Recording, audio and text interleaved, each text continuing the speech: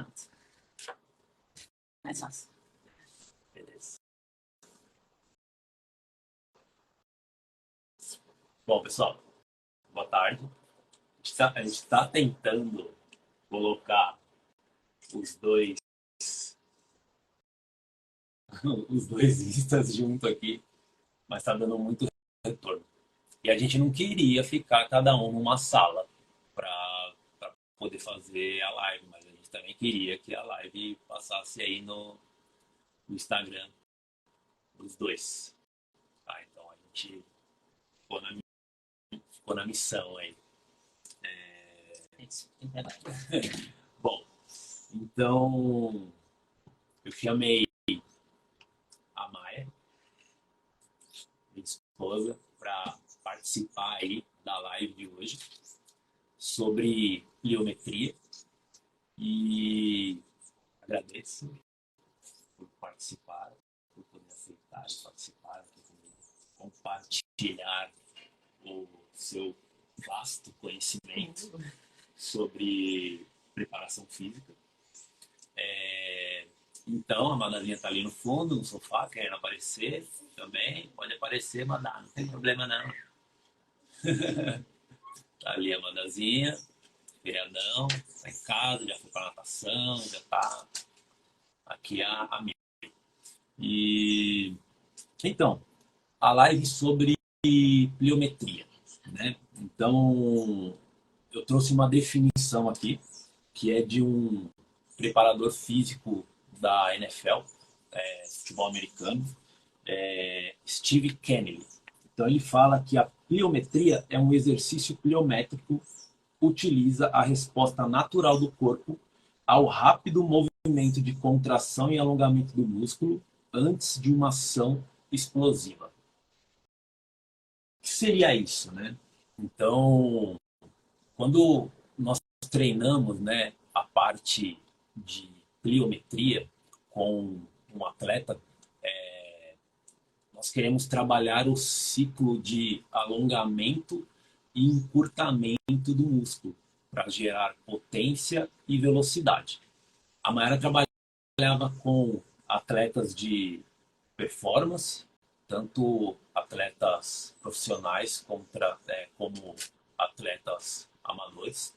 E como eu já tinha dito na chamada, né, ela também já foi atleta amadora de triatlo e ela inseria determinados tipos de exercícios para o rendimento dela também.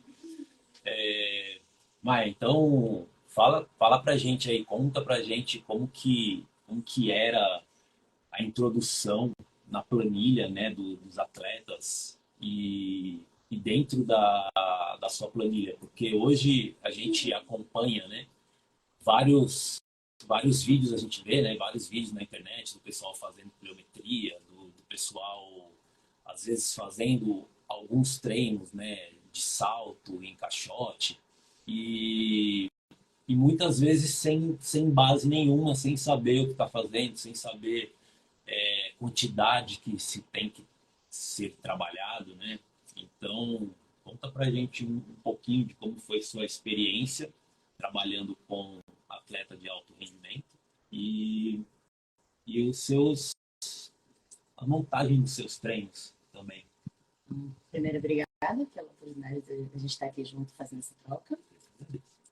E, bom, quando você falou sobre a definição, vamos começar, acho que por esse ponto, né? Quando você falou sobre a definição, e a definição de pliometria, ela envolve o ciclo de alongamento e encurtamento, que muita gente não sabe o que é a capacidade do músculo de um alongamento rápido, de uma contração rápida também. Então, quando a gente pensa nisso Peraí, calma.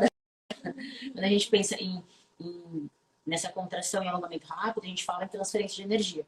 E para atletas, tanto de alto rendimento quanto atletas amadores, o que a gente tem que avaliar muito é justamente essa transferência de energia nos movimentos específicos. Então, por exemplo, eu trabalhei especialmente, a maior parte era o pessoal do triatlon e depois eu experienciei esse esporte. Então, quando a gente fala em transferência de energia, tanto numa abraçada ou no pedalar, no correr, como que a gente transfere essa energia de baixo para cima, de cima para baixo e os nossos músculos conversam.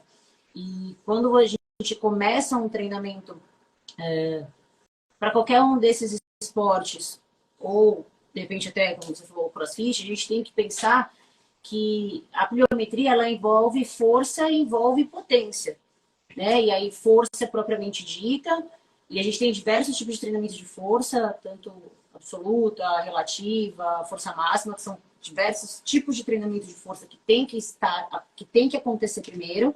Para ir uma força, para ir um treino de potência acontecer, que é a força vezes velocidade, e aí a pliometria, que é a capacidade de fazer essa força com velocidade e ter de fato a transferência de energia. Isso caracteriza a pliometria. Quando a gente coloca num treino, então a gente tem que pensar primeiro numa periodização. Não dá para a gente chegar logo de cara fazendo um treino de pliometria, saltando de cima do box, ou de baixo para cima, tanto de cima para baixo. A gente tem que ter uma progressão para conseguir estruturar tudo que envolve tanto a musculatura quanto as articulações que a gente vai trabalhar. Então, tanto no amador quanto no profissional, né? O que a gente tem que pensar é que a pessoa ela já corre. E a corrida, por exemplo, ela é pliometria, ela é constante. São os pequenos saltos que vão lá e transferência de quanto é maior a sua efetividade de transferência de energia, melhor é a sua corrida, melhor é a sua passada. Menos você se cansa. Ok, tem toda a parte de condicionamento cardiovascular, mas tem a parte biomecânica em si, que é justamente essa da pliometria que a gente está conversando. E quando a gente pensa nisso, tem que estar cruzada a informação do que a pessoa faz, então qual é o treino de corrida dela, né? Para pensar o que a gente vai trabalhar na parte de preparação física, o que a gente vai melhorar essa transferência de energia dela.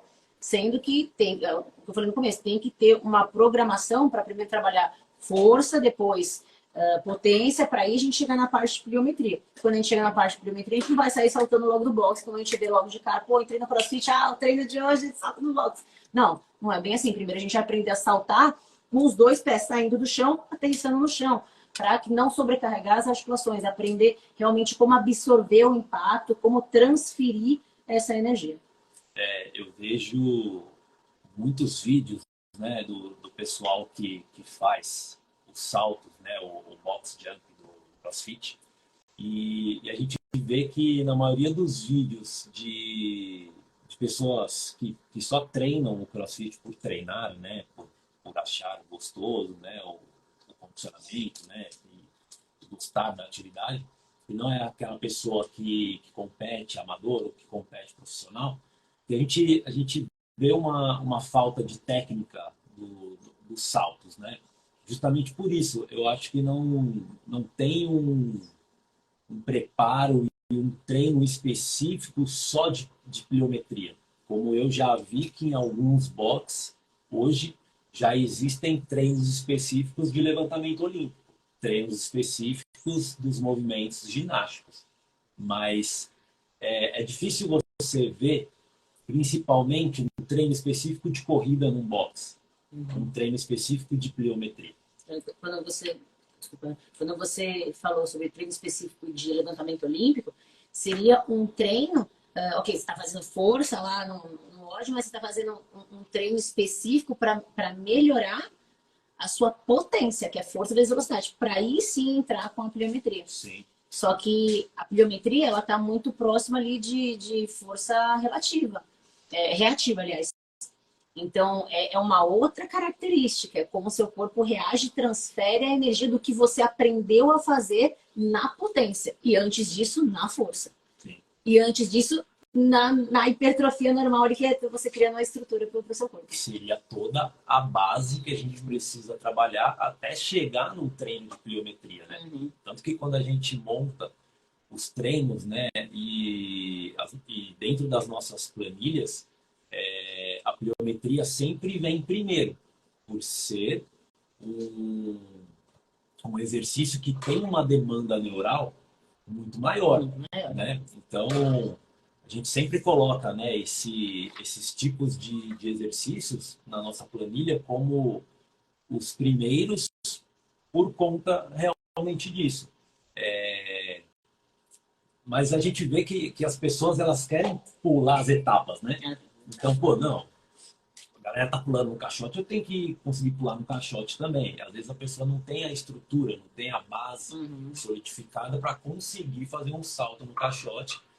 Porque o problema não é só o salto no caixote. Porque se você salta uma caixa, a absorção de impacto ela é menor do que quando você salta da caixa para o solo.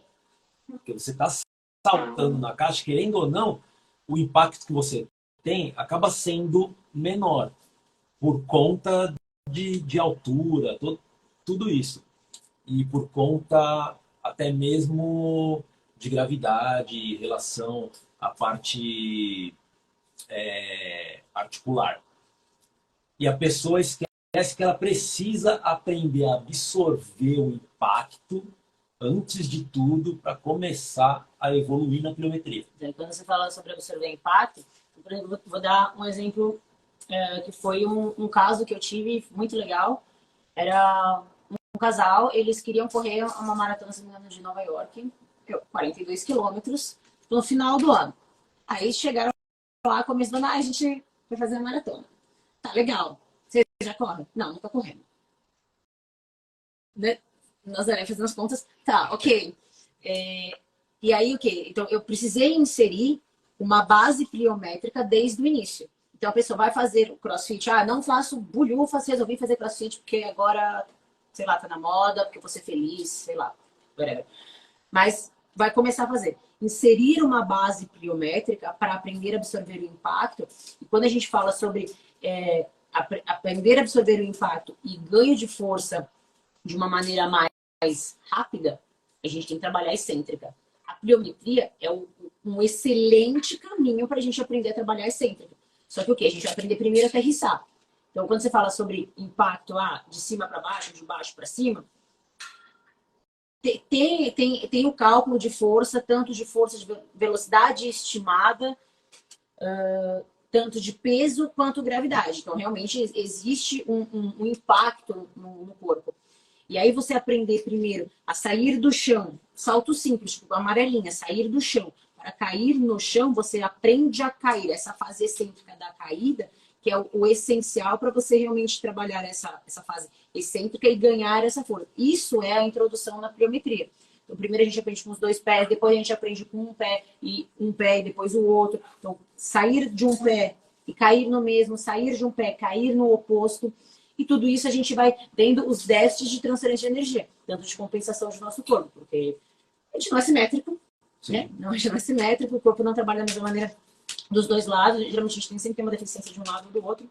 E aí a gente isso vai ficando mais evidente, a gente consegue fortalecer a parte de força mesmo, da musculatura que está envolvida, que precisa corrigir, precisa estabilizar o movimento melhor, de repente ganhar mais mobilidade de quadril, mobilidade de joelho, mobilidade de tornozelo, para realmente a gente melhorar essa fase de ganho de força na parte excêntrica, que é a introdução da pliometria. E aí é legal você citou isso, né, da parte do fortalecimento, para a gente conseguir manter estável a articulação. E principalmente em saltos unilaterais, que ocorre muito isso. Quando a gente tinha um estúdio, por exemplo, e nós passávamos, né, para os alunos a introdução à pliometria, a gente conseguia analisar muito bem quando o joelho entrava, quando o joelho saía, quando o quadril rotacionava, fosse no salto ou na aterrissagem. Então, é uma coisa que, além do aluno ele precisar treinar, o professor também tem que ter um feeling e um olhar técnico para isso, né? Para saber corrigir. Não é só saber passar o tipo de salto, se vai ser um salto unilateral, se vai ser um movimento linear, se vai ser um movimento lateral. Então, se é um movimento na vertical, se é um movimento na horizontal. O treinador ele também tem que ter esse olhar técnico de saber corrigir cada um com as suas dificuldades. né? Na minha opinião, isso é um mínimo. As pessoas caramba, a gente estuda para quê, né? A minha opinião é que isso é um mínimo. Se você não sabe, o treinador não sabe o que é um ciclo de alongamento e encurtamento, não sabe avaliar a estabilidade e mobilidade de articulações, meu filho, volte 3 casas. Jogue o dado, volte 3 casas, entendeu? Essa é a minha opinião. E quando a gente fala no estúdio, quando você falou do estúdio, a gente sempre colocava movimentos de pliometria no começo, porque, meu, para ganho de performance, para ganho de força explosiva, é muito evidente a pessoa que faz, pode pegar 2 pessoas, fazer a mesma planilha, comendo igual, vida igual. Mas a pessoa que faz a pliometria no começo, a pessoa que não faz, ela tem um avanço muito mais rápido. Ela tem um desempenho, em termos, vamos chamar, a melhor desempenho é muito mais. Tem alguns estudos que mostram ali entre 10 e 15% de aumento de performance mesmo. Sim. Por quê? Porque a pliometria, ela vai trabalhar tendões e ligamentos. E tendões são muito mais flexíveis e rápidos. Os músculos, eles são mais lentos. Então, quando a gente melhora a capacidade de contração muscular, sendo que tendão e ligamento está na ponta da musculatura, a gente melhora essa capacidade de contração e alongamento. Automaticamente, a gente melhora a transferência, a gente melhora a força e automaticamente a gente melhora a performance. E quando a gente falava do estúdio, eu vou abrindo janelas, tem que fechar. Não, você está falando e já estou pensando em outras coisas também para... Quando você, do negócio do estúdio, a gente sempre colocava no começo, a gente, para quem treinou com a gente, era o cair na base, corrida no lugar, tudo mais. Já são, na verdade, movimentos de pliometria. Não é um treino de pliometria próprio, não é um bloco específico só para isso. A gente utilizava como ativação neural. Mas o que é uma ativação neural? Nada mais do que o seu cérebro mandando uma mensagem rápida para o seu corpo e o seu corpo reagindo de maneira mais rápida possível. E nisso a gente já via muita dificuldade de alguns alunos em responder rapidamente, de fazer movimentos rápidos. Por quê? Porque não tinham esse ciclo de alongamento e encurtamento desenvolvido, não tinha a aponeurose realmente dos tendões e ligamentos desenvolvidos para fazer essa contração rápida. E aí dava um tilt no cérebro. Então, além do treinamento de certa forma mental, né, neural, realmente é essa parte específica de que já é um início da pliometria. Nós vemos que aqui no Brasil, a gente sabe, a nossa base, né, seja a base escolar para esportes ou até mesmo para aprendizado, é muito ruim. E, e levando isso em consideração, nós tivemos escolas diferentes, mas parecidas, em relação a trabalho de performance no geral, né? Que a gente vê que o professor de educação física no Brasil ele fica muito restrito a pô, eu vou me formar, ou eu vou dar aula em escola, ou eu vou virar personal, né? Eu vou fazer o que me dá dinheiro. Nada contra, todo mundo quer ganhar dinheiro, claro. Só que a galera para de estudar, a galera para de se aperfeiçoar, a galera fica sempre ali naquele arroz com feijão. Então, o nosso modelo de treinamento ainda é muito pré-histórico, porque se você pegar as potências como China, Rússia, Estados Unidos, eles estão anos-luz à nossa frente. E tudo. Em tudo. Só que hoje, cara, o negócio que eu fico besta e eu fico até com raiva às vezes da profissão é porque a gente conseguiu ir atrás. E tem vários outros profissionais que vão atrás. Hoje você consegue ter informação muito fácil. E as pessoas querem continuar na mesma coisa. Então, uma coisa que eu percebi, além de... É que continuando essa mesma coisa, é cômodo, mais fácil. É mais fácil, visto que é uma população que pega o trem da internet, da blogueira, whatever, e vai fazer. Entendeu? Então, é mais fácil. E acaba aquela história de se prostituindo, no sentido de meu, vou cobrar menos para poder ter maior demanda. Mas esse lance de as pessoas tiveram a oportunidade, acho que não é acessível para todo mundo.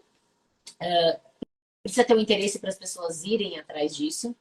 E para sair desse lugar de tipo, todo mundo já faz, já funciona assim. Então, se já funciona, para que eu vou fazer diferente? E aí, você falou da raiva da profissão, por quê? Porque a gente vê muita gente que não é formada, que não estudou, dando aula, como se fosse uma coisa ok, entendeu? E qualquer um passando treino. E qualquer um, a gente fala qualquer um que às vezes não é formado em nada. Por isso que, na minha opinião, eu acho que qualquer profissão que envolve movimentos físicos deveria ser obrigatório ter uma formação em educação física. Assim como a gente vê ex-atletas que pegam a experiência que tiveram e viram treinadores, mas não têm uma base fisiológica, biomecânica e tudo mais, e não procuram ter esse outro tipo de aperfeiçoamento. Pelo contrário, né? Eles acabam contratando um fisiologista, um cara que vai entender da biomecânica, um treinador realmente para assinar tudo que ele vai querer fazer, ou para dar o suporte para ele, justamente por isso, porque ele não tem o conhecimento necessário para continuar com o trabalho. Isso é cultural também, porque desde a nossa base escolar, né, do que a gente tem de vivência física, motora, é muito precária. Qualquer escola, a nossa particular, a outra particular tem natação, a do estado não tem. Ok, tem algumas vezes já não tem alto, mas se você pegar o cronograma, a cartilha escolar do que é obrigatória, é os 4 esportes ali, futebol, basquete, vôlei e handball. Entende? Sim. Foi assim para mim, foi assim para você, assim para nossa filha, é uma base muito, muito ruim. E que não tem relevância, não tem uma vivência de esporte, porque assim, a educação, no Brasil a gente está entrando em outro quesito, mas é uma coisa cultural, né? E aí depois não adianta reclamar que o país não forma novos atletas. Não tem como, gente. Não tem como. Se você não tem uma base com a criançada, não vai ter como formar novos atletas mesmo. Bom, acho que a gente falou bastante, né, sobre biometria, sobre como que a gente insere isso nos treinos. Você queria falar um pouco mais sobre o assunto? Eu acho que quando a gente fala em alto desempenho, né, em alto rendimento, a montagem de treino ela é outra.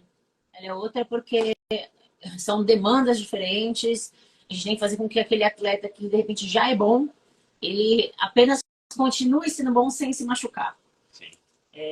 Continuar sendo bom no que ele já é bom, né? E sem se machucar. Mas quando a gente fala de atleta amador, todo mundo que treina por qualquer coisa, por estética ou não, eu acho que inserir pequenos movimentos de pliometria são fundamentais para realmente desenvolver tanto mais rápido a sua performance, quanto você realmente ter maior longevidade em relação às suas articulações, músculos e tendões. Porque realmente isso promove. Eu preciso ficar pulando na caixa, ficar pulando. Não precisa ficar pulando, não é canguru, ninguém é canguru. Mas fazer movimentos como a gente fazia, que são ativações neurais que estimulam esse ciclo de alongamento e encurtamento, ou ter isso periodizado dentro da sua planilha, faz muita diferença. Então, por exemplo, ficou bastante tempo sem treinar e quer voltar a treinar. Putz, mas eu vou ter que voltar tudo desde o zero, as cargas. Minha filha passa 15 dias fazendo excêntrica, que o bagulho volta mais rápido. Verdade. Entendeu? E aí é uma coisa muito louca, porque, por exemplo, tô indo agora pra academia porque tô fugindo do calor, ok, ar-condicionado. Aí eu chego lá, faço excêntrica, as pessoas olham para mim como se eu fosse um alien. Mas, e aí, quando você está trabalhando assim, você não precisa socar de carga. Não precisa. É tempo de contração, é fase excêntrica, é outros bagulho. Como se eu fosse louco, para não fazer supino choquinho, sabe? Press choquinho, supino choquinho. Porque você faz um movimento completo, lento, resistindo. Seu músculo não sabe contar, não sabe se é carga, se é elástico, seja lá o que for. Mas ele sabe que ele tá lá ativando tudo aquilo que já está guardado na memória celular dele. Então, isso é um exemplo mais claro para mim de como realmente estimular esse ciclo de alongamento e comportamento em diferentes momentos, de diferentes métodos, traz um avanço muito mais efetivo, rápido e saudável para o corpo. Perfeito. Bom, queria te agradecer por participar comigo dessa live. A gente tentou aí juntar os dois Instagrams. Da próxima vez a gente vai ter que ficar um no escritório e um no outro, para a gente conseguir fazer com que se converse não sei como fazer, já descobri. as duas contas. Mas agradeço de coração, obrigado por compartilhar aí comigo e com outras pessoas sobre o seu vasto conhecimento aí na área de treinamento. Muito obrigado pela oportunidade. Beleza, pessoal? Então vamos ficando por aqui. Você que não conseguiu assistir a live, essa live vai estar disponível lá no canal do YouTube. Então depois eu deixo aí o link para vocês assim que eu subir o vídeo. Beleza? Valeu, pessoal. Obrigado.